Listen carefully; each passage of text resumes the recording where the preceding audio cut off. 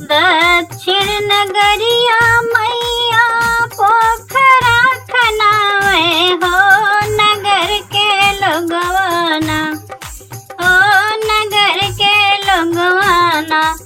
मैया के छेके चारों ओरिया हो नगर के लोगवाना, मैया के छेके चारों ओरिया हो नगर के लोगवाना।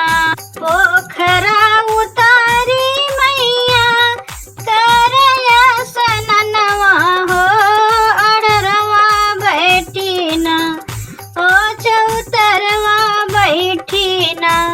मैया मोरी झारे लंबी केसिया हो चौतरवा बैठी ना, मैया मोरी झारे लंबी केसिया हो अरवा बैठी ना। घोड़वा चढ़ल आवे असुर एक रजवा हो कि हम करबै ना, हो कि हम करबै ना।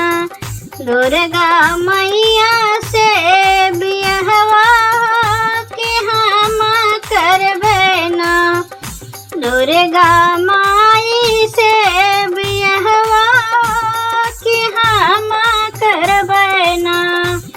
जो तू असुर हो करबा बियहवा हो कि धराय असुर ना, हो कि धराय असुर ना। मोर बियहवा के दिनवा हो कि धराय असुर ना, हो कि धराय असुर ना। वहिली चिठिया मैया स्वर्ग पठवली हो उहाई चिठिया ना, हो उहाई चिठिया ना। दिहले ब्रह्मा जी के हथवा हो उहाई चिठिया ना। भेजई ब्रह्मा जी के अगवा हो उहाई चिठिया ना। चिठिया तो बाचे ब्रह्मा मन मुस्काए है कवन असुर ना, हे कवन असुर ना। करी है देवी से बियहवा हो कवन असुर ना, करी है मैया से बियहवा हो कवन असुर ना। दूसरी चिठिया मैया कैलाश पठवली हो उहाई चिठिया ना। दिहली शंकर जी के हथवा हो उहाई चिठिया ना। चिठिया तो बाचे शिव मन मुस्काए है कवन असुर ना, हे कवन असुर ना।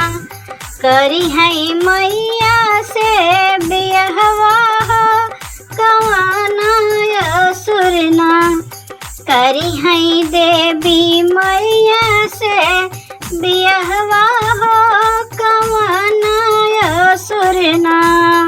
तीसरी चिठिया मैया काले लोग पठवली है उहाई चिठिया ना, हे उहाई चिठिया ना।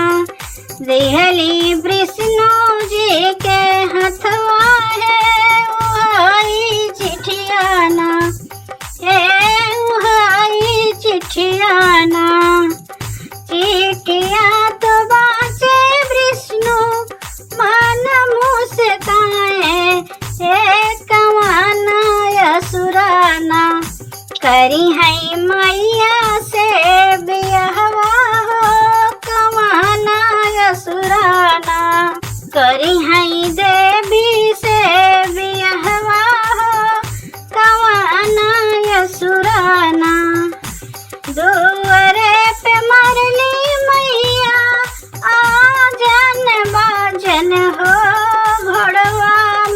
मरलीना मैया बीच मड़वा हो कि घोड़वा मरलीना मैया मड़वा मरलीना मैया यसुरन बरियतिया हो मड़वा मरलीना माई यसुरन के बरत